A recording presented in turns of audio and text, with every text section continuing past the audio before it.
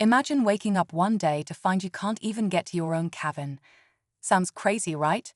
But that's exactly what happened to me. The Homeowners Association, yeah, the HOA, blocked my only way in. No warning, no explanation. Just a big gate slamming shut on my access. My cabin, my peaceful getaway, suddenly felt like a prison. How does something like this even happen?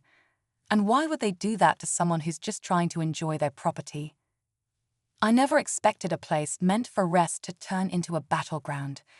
The HOA, which is supposed to manage things fairly, instead became the enemy in this story. They controlled the road I needed to come and go, and without it, I was trapped.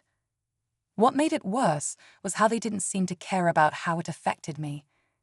The stress, the frustration, it was overwhelming. You think owning property means you have some control, but that's where things got complicated.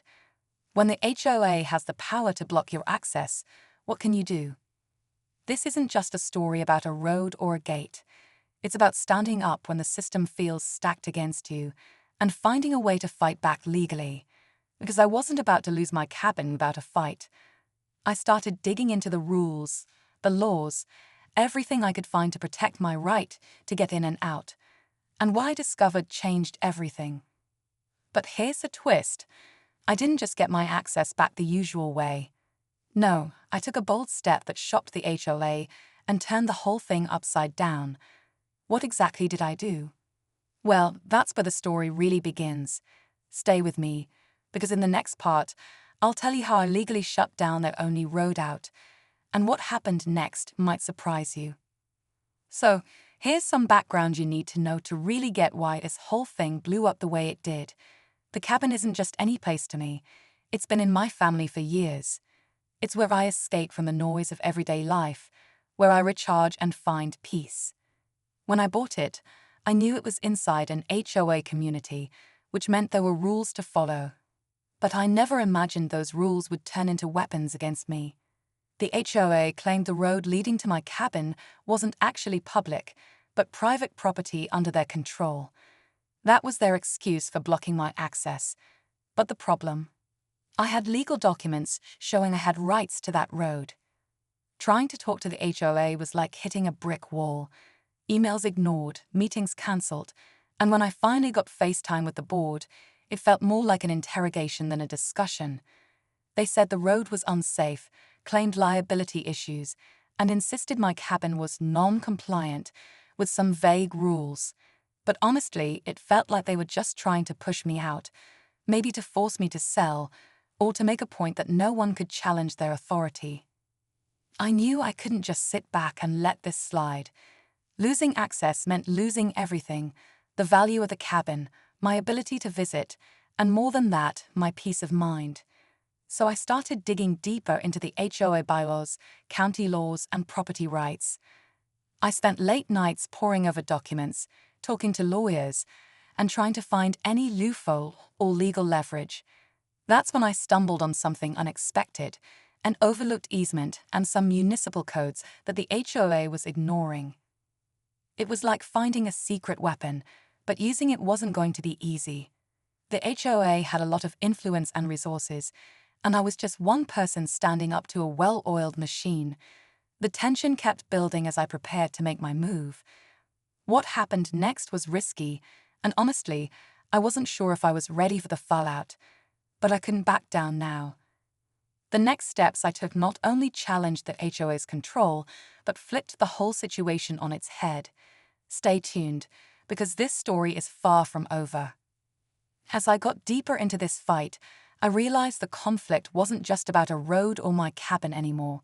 It was about power, control, and how far some people would go to protect their own interests. The HOA board members had their own stories. Some were longtime residents who genuinely believed they were keeping the community safe and orderly, but others seemed more interested in control than fairness. I even found out there were old grudges between families and some shady deals that had influenced how the HOA was run. It wasn't just a simple disagreement. It was tangled in personal agendas and decades of history. Meanwhile, neighbors started taking sides. Some quietly supported me, sharing their own frustrations about the HOA's heavy-handed rules, while others warned me to back off, saying the HOA wouldn't hesitate to get aggressive.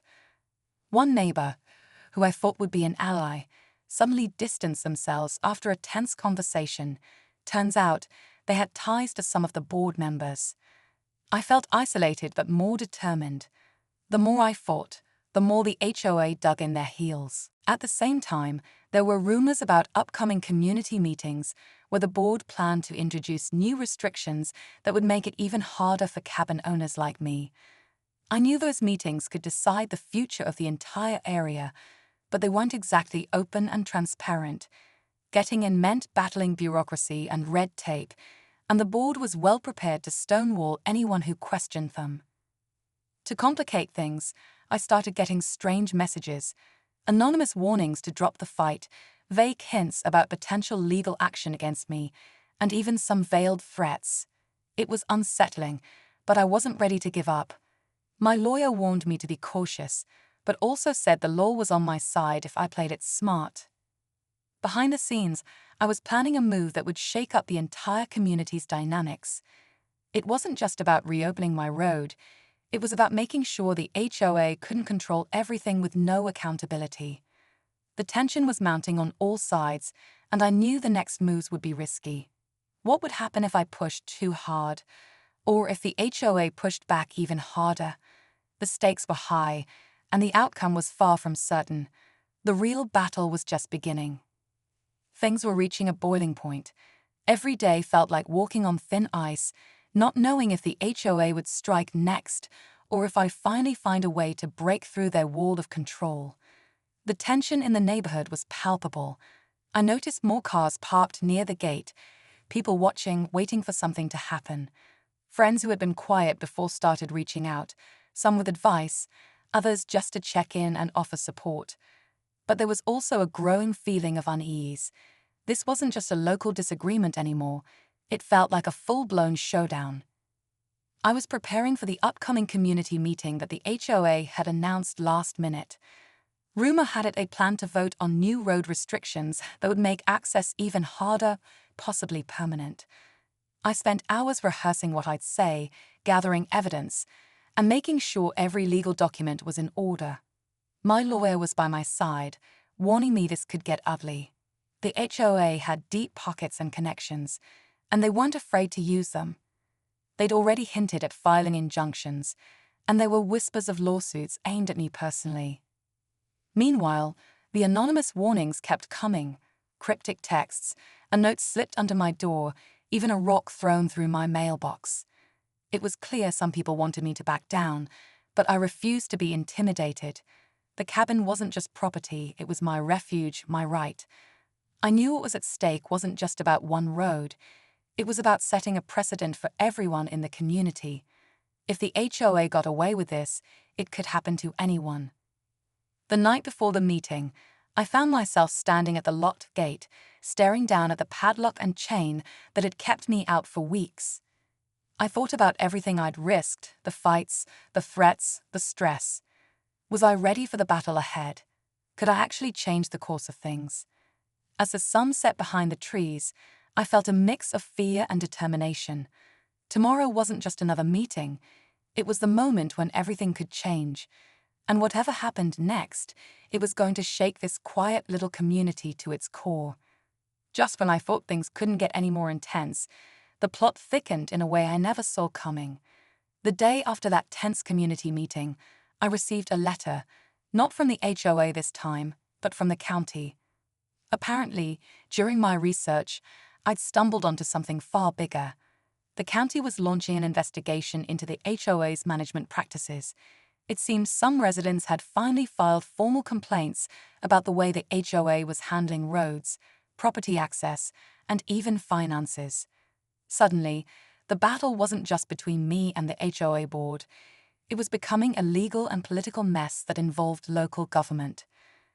This twist raised the stakes like crazy. Now, the HOA wasn't just dealing with a single angry homeowner.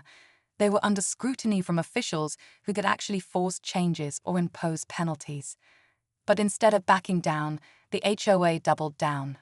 Board members started calling emergency meetings, tightening rules, and warning residents about possible chaos if the county got involved.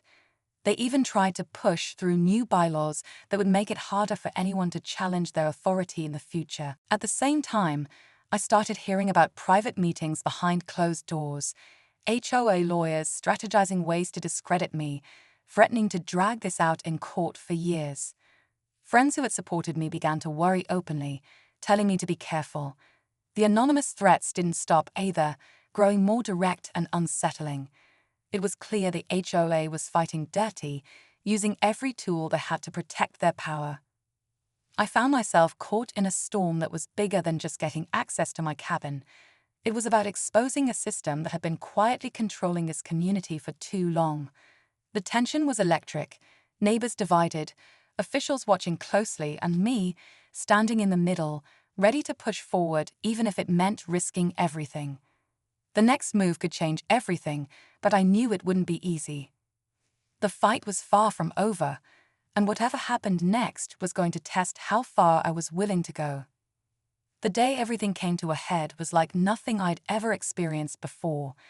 The county officials showed up at the community meeting, cameras in tow, ready to listen and document everything. The atmosphere was thick with tension, board members visibly nervous, neighbors divided between support and fear.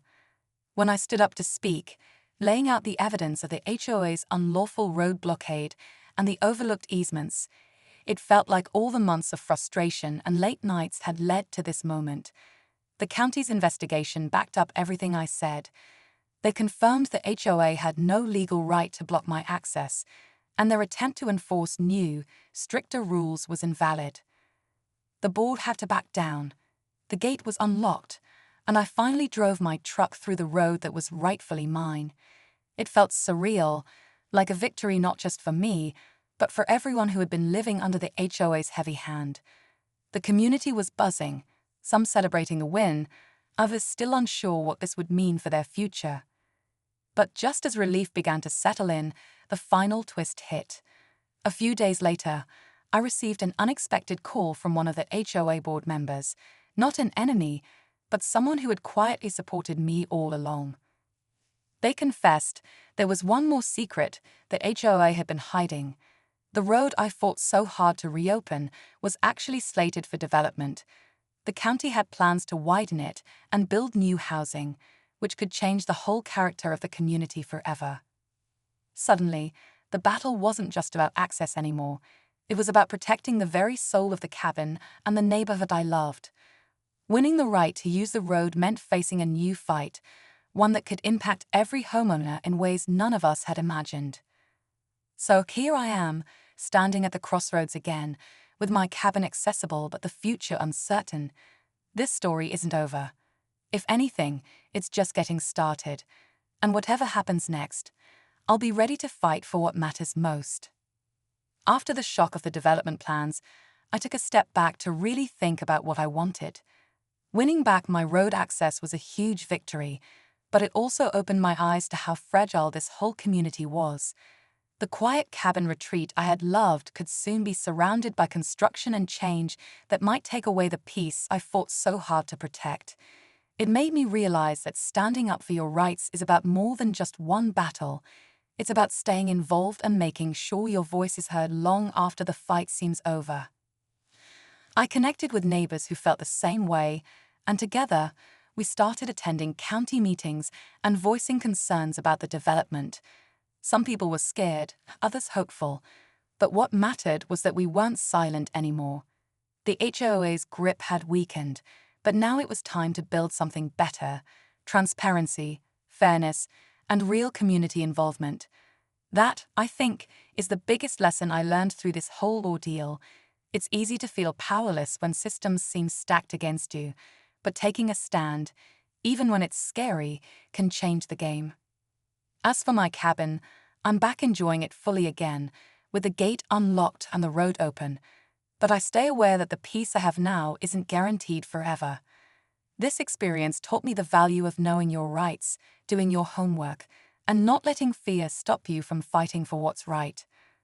So, If you're ever in a situation where access to your property is threatened, or you feel pushed around by an HOA or anyone else, remember this story. It's possible to push back, legally, respectfully, and with determination.